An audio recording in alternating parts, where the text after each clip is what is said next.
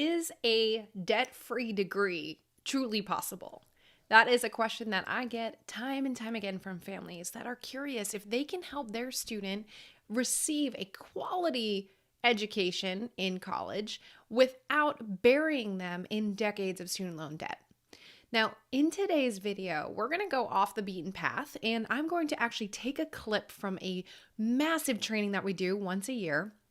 And I'm going to share with you a piece of that training where I categorize families into really two different trends that we see. One of which we want to be in because those are the ones that really can discover and uncover that debt-free degree, and the other where we don't want to fall into.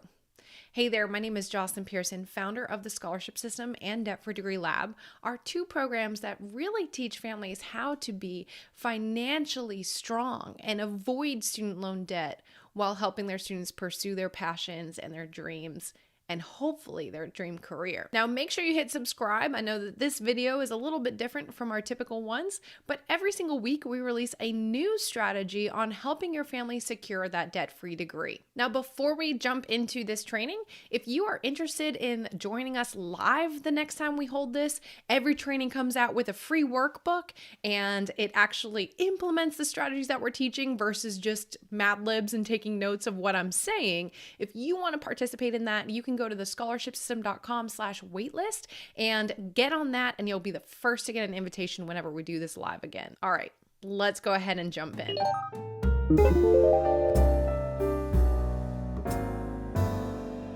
So right now you might think that you have to pay what you see online for college estimates.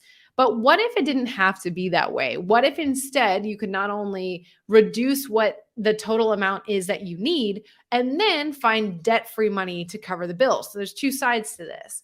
So I get that this might be different than what you're thinking. A lot of people just have doom and gloom around college and it's just the way it is. But really, there are two trends that I'm seeing when it comes to that directly impact just how much debt your student will have to take on. So, or if you're footing the bill, how much you end up paying.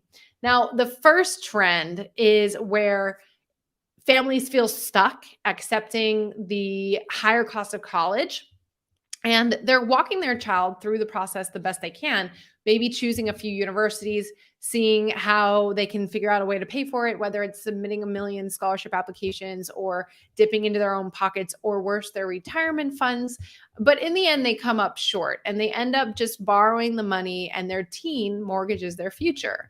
Now, I want to show you, let me just find this. I found a fun visual. I mean, it's not fun because this is not where we want to be, but this is what we call the hashtag accepting family. So when we're talking about the accepting family, it's kind of like the little engine that could. However, instead of a positive downward slope, it's just kind of like we give up and that we're downhill right from there. The rest of the years for college, we are just going to borrow it. Now, I'm sure all of us can name 5, 10 people, maybe more, that fell into this. They tried and tried, but in the end, they couldn't figure it out.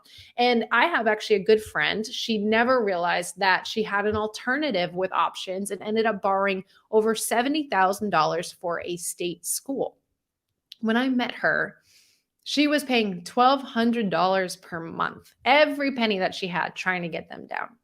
Now, there are other students, like one mother who actually co-signed on over $100,000 in student loans for her daughter. And in the end, her daughter couldn't find a job and wasn't able to cover the payments. But this was on her mother's credit. And so the mother to this day is putting out every penny that she has in order to knock out her daughter's debt. And as a cosigner, it will destroy your debt, your credit as well. So this can be pretty scary, okay, this accepting family trend. But it's not all doom and gloom, okay? So the other trend that I'm seeing are families that are saying no to this broken system, and they are finding alternatives. They are looking at every option out there, and they are trying to help their child graduate with as little debt as possible. And this is what I call a rebel family. Now, I'm going to show you, let me see here, actually. I want to show you just a quick visual with this. Actually, here, we'll go ahead. Whenever I'm talking about a rebel family, we're talking about a staircase, okay? So you can see our little fun guy here running up the stairs. And the reason it's a staircase, I'll get to the staircase in just a minute. But many of these students, they don't have perfect GPAs, ACTs, SAT test scores.